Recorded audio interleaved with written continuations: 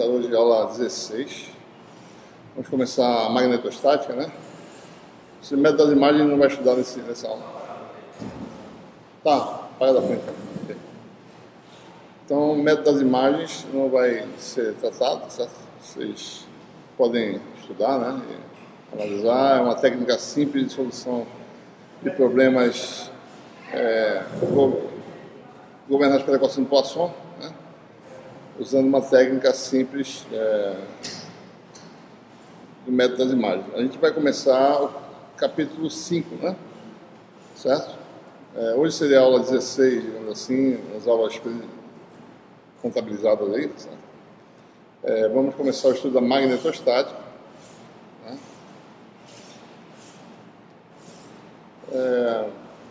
A gente vai falar sobre algumas coisas nessa aula de hoje, né? Vou falar sobre a lei da força, né? Magnetostática entre elementos de corrente no circuito. Ela seria mais ou menos o equivalente à lei de Coulomb para a eletrostática, certo? Assim, a gente vai ver que de uma forma semelhante, né? Se a gente conseguir destrinchar todos os experimentos e sintetizá-los em uma única lei de força, né, a gente vai ter algo parecido com a lei do inverso do quadrado da distância para a magnetostática. Vai falar sobre o vetor densidade de fluxo magnético, vai conceituar, né?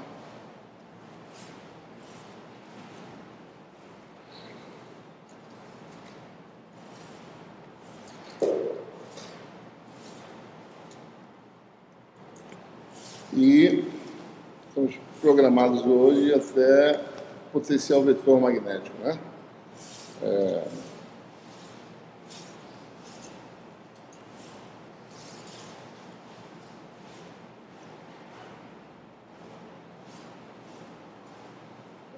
Falei anteriormente que toda a teoria de campo utiliza essas grandezas intermediárias chamadas potenciais.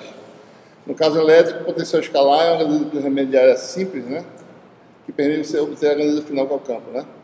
Existe uma das grandezas potencial para o campo magnético, é o potencial vetor, né? Sempre também o potencial escalar, mas o potencial vetor permite elucidar algumas coisas inerentes ao campo magnético, certo?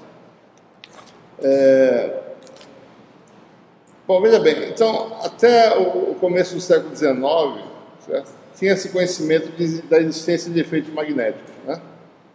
Você tinha materiais magnéticos, certo? Naturalmente encontrados na natureza, certo? E já se tinha inventado a bússola, né? Certo? E já se sabia sobre o campo magnético terrestre, né? Então você tem uma agulha magnética que se orienta, né, na direção desse campo magnético, certo? Então o conceito de campo magnético era mais ou menos conhecido, né? Apesar de não se formular muita coisa a respeito matematicamente, certo? Mas a existência de um efeito forte, né, a interação entre materiais magnéticos fortes, como a gente sente, né, pega um magnético, percebe que a interação é bem forte, né? Isso era conhecido, certo? O problema é que a existência, uma conexão entre isso, né, e correntes elétricas não existia, não se sabia, né? Os cientistas tinham alguma ideia que talvez isso pudesse existir, certo? E observe o seguinte, o conceito de campo, tá certo? Podia-se dizer assim, você com essa agulha magnética, né? Se existisse um campo natural, tá certo? Devido ao campo magnético, por exemplo, essa agulha se orientava na direção desse campo, tá certo? Então, você naturalmente, existe uma coisa que não se conhecia muito bem, que agulhas magnéticas se orientavam na direção dessa coisa, né? dessa influência, né? Muito bem. Em 1820, né? 1819, 1820, Ørsted, ele estava fazendo experimentos em sala de aula, certo? Para determinar o efeito de aquecimento devido à corrente elétrica, certo? Simplesmente estava tentando fazer experimentos em sala de aula mostrando que quando você passa uma corrente por um fio, tá certo? O fio aquece, né? Fez justo. mas por coincidência tinha uma bússola por perto, certo? E ele observou que a bússola sofria um efeito de deflexão quando a corrente no circuito estava circulando, né? Então, ele, na verdade, ele não falou nada para ninguém, ele só observou aquele efeito e foi analisar esse efeito com calma depois, tá certo? Ele observou, né? Então, se você olhar de cima, tá certo? Ele observou esse efeito, né? Uma corrente elétrica. Olhemos um fio retilíneo de cima, tá certo?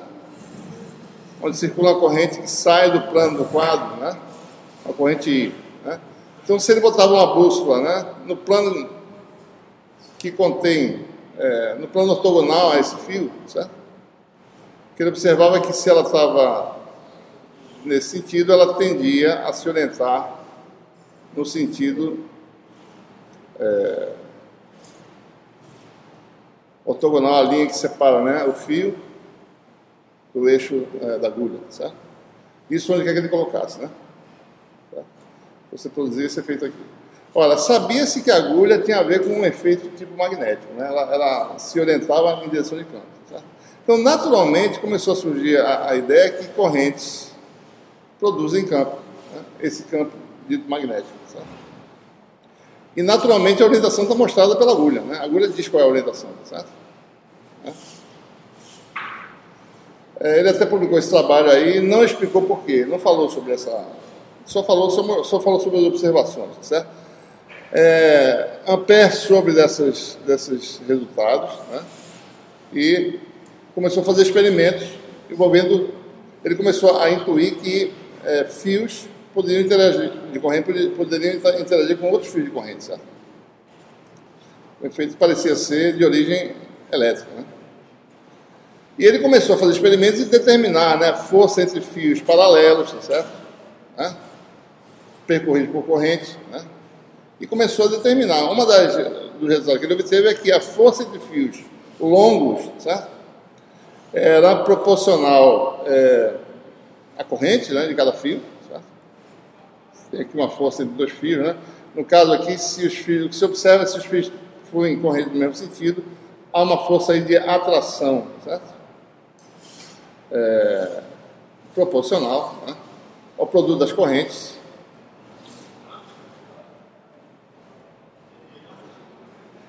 Inversamente proporcional à distância, certo?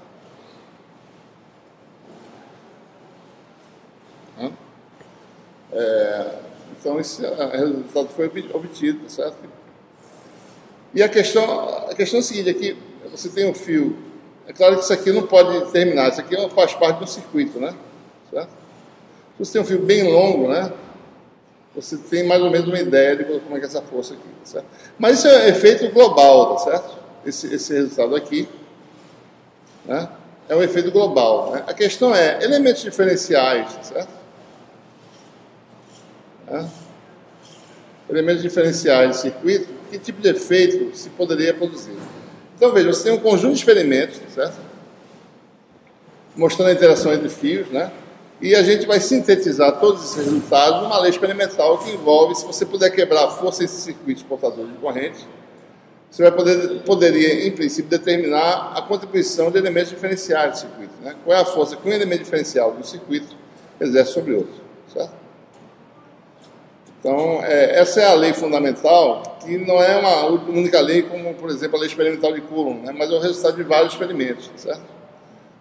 A gente não pode, em princípio, experimentalmente mostrar a lei entre elementos diferencial, a lei da força, né? Você não pode ter um elemento isolado de corrente diferencial, né? Ele sempre faz parte do circuito fechado, certo? Então, o que a gente faz aqui é o seguinte, a gente imagina esse conjunto de experimentos da época, né? E, em síntese, isso vai dar uma lei experimental.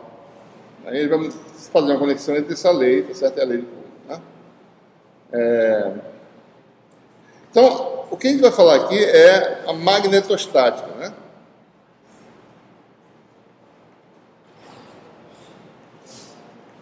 Então, a partir desses experimentos, sabe-se que os campos magnéticos, campos de origem magnética, são produzidos por magnetos,